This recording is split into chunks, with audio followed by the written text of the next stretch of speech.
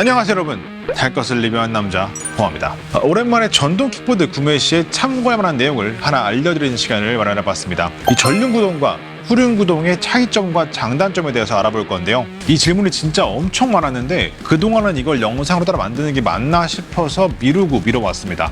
그런데 이번에 이 P65A를 좀 찾아보니까 생각이 나더라고요. 그래서 이 차에 대해서 한번 다루긴 해야겠구나 싶어서 이렇게 만들어봤습니다. 바로 보시죠.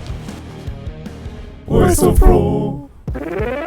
일반적으로 전륜구동 방식은 예전에 경량형에서 많이 사용됐습니다. 이 대표적인 모델로는 나인봇 ES 시리즈와 E 시리즈, 샤오미 미지아 시리즈, 제카 시리즈 등이 있죠. 대부분 그 각 브랜드에서 엔트리급 모델이거나 초경량형 모델입니다.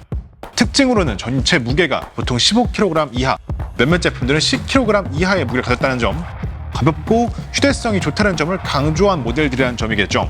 이 전 세계적으로 전동 킥보드가 부흥했던 2018년도를 기준으로 보면 정말 많은 제품들이 전륜구동을 사용했습니다. 그렇다면 이 전륜구동의 가장 큰 특징이 뭘까요? 이 전동 킥보드에서 전륜구동을 사용하게 되면 기계적인 구조를 비교적 단순하게 만들 수 있습니다. 배터리와 컨트롤러, 모터의 거리가 짧아지고 한 통으로 연결하기 때문에 발판 따로, 모가지 따로 생각해도 될 정도로 단순한 구조로 전동 킥보드를 만들 수가 있는 거죠. 필수 구조가 단순하기 때문에 원가 절감이 가능하고 가볍게 만들기에 용이합니다. 진입 장벽이 낮고 비교적 적은 설비만으로 일반 킥보드를 전동 킥보드로 만들어낼 수 있는 방법이기도 하죠. 그렇다 보니까 이 초기 전동 킥보드 시장의 특성이었죠.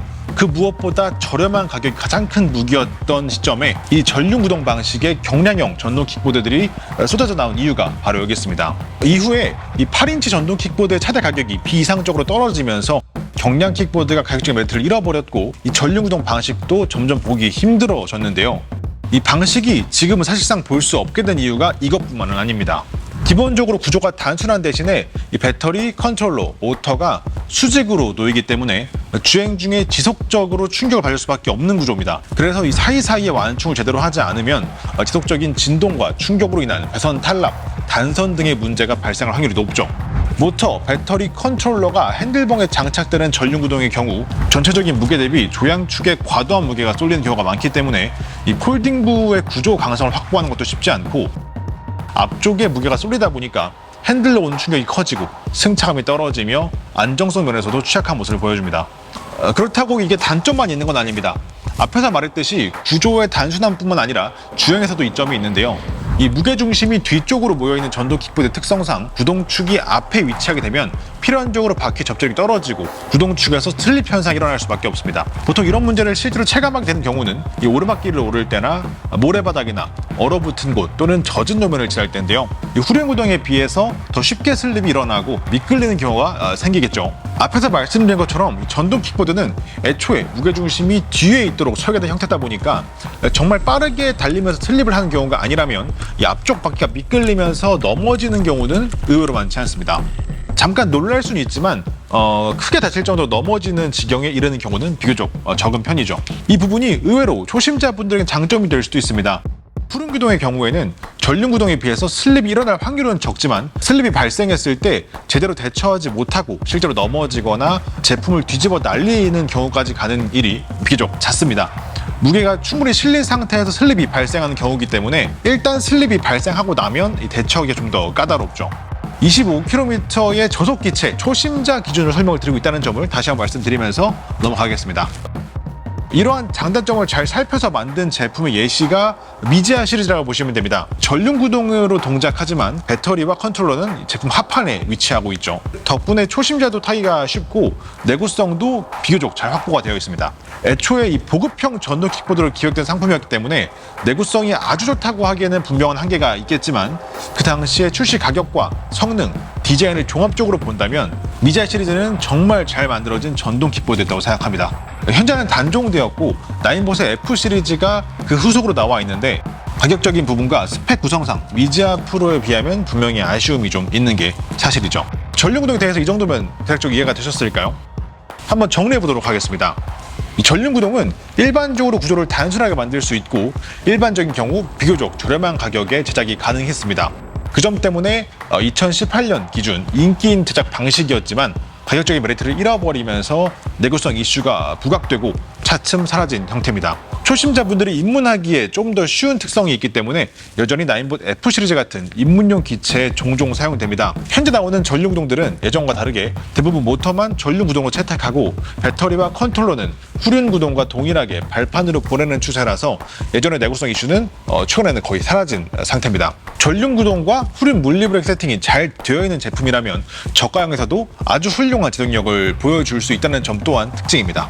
자, 이제부터 후륜구동에 대해서 알아보겠습니다. 전륜구동에 대해서 설명이 좀 길었죠. 그런데 이제 전륜구동을 이해하셨으니까 후륜구동은 금방 끝납니다. 후륜구동은 전동 킥보드의 무게 중심상 바퀴의 접지력을 비교적 잘 유지해 줄 수 있습니다. 동력을 고르게 전달해 줄 수 있기 때문에 일반적인 경우 전륜구동보다는 보다 안정적인 운행이 가능한데요. 전륜의 바퀴 부분의 무게가 가벼워지기 때문에 전륜구동 방식 대비 핸들에 오는 충격이 감소하고 결과적으로 체감 승차감도 조금은 상승합니다. 일반적으로 서스펜션이 없다면 체감하기 힘든 차이지만 서스펜션이 있다면 민감하신 분들은 충분히 체감할 수가 있는 차이인데요. 이 전동 킥보드 특성상 바퀴가 워낙 작고 모터는 또 워낙 무겁기 때문입니다. 같은 기체에서 싱글과 듀얼을 모두 판매하는 상품을 타보시면 싱글 제품의 승차감이 훨씬 더 좋게 느껴지는 이유가 이 때문입니다. 물론 가속력과 무게, 절대적인 속도의 차이 때문도 있지만 같은 속력에서 한번 비교를 해보시면 민감하신 분들은 충분히 느낄 수 있는 차이가 나요. 기체가 무거워질수록 후륜구동이 거의 모든 구간에서 유리하고 고속기체로 갈수록 후륜구동은 필수적입니다. 그렇기 때문에 가벼운 엔트리급 모델을 제외한다면 전륜구동으로만 동작하는 제품은 찾기가 어려운 거죠. 자, 후륜구동도 한번 정리해 보겠습니다. 전동 킥보드의 구조상 무게중심이 뒤쪽에 위치하기 때문에 구동 방식 면에서는 후륜구동 방식이 분명히 유리합니다. 하지만 정말 특이하게도 제품에 올라서서 손으로 엑셀링을 하는 전동 킥보드의 특성상 초심자를 타겟으로 한 가벼운 저속 기체의 경우 오히려 전륜구동 방식이 더 컨트롤하기 쉽게 느껴질 수도 있습니다. 그렇기 때문에 후륜구동 방식과 전륜구동 방식을 뭐가 더 좋으냐고 비교하는 건 사실 의미가 없습니다. 개인적으로 초심자일수록 운동신경이 부족할수록 가볍게 전동 킥보드를 이용한다고 하면 전륜구동 방식이 조금 더 쉽게 느껴질 거라고 생각합니다. 반대로 내구성 중심의 묵직한 기체나 고속 제품을 고민하고 계시다면 어차피 전륜은 선택지가 없기 때문에 고민하실 필요도 없습니다. 전동 킥보드의 독특한 구조 때문에 전륜구동과 후륜구동에 대한 비교 문의가 항상 있어 왔는데요. 오늘 영상으로 그 궁금증이 조금은 해소되셨으면 좋겠습니다. 영상 시청해주셔서 감사드리고요. 재밌게 보셨다면 좋아요, 구독하기 꼭 한 번씩 부탁드리겠습니다. 항상 감사합니다. 끝!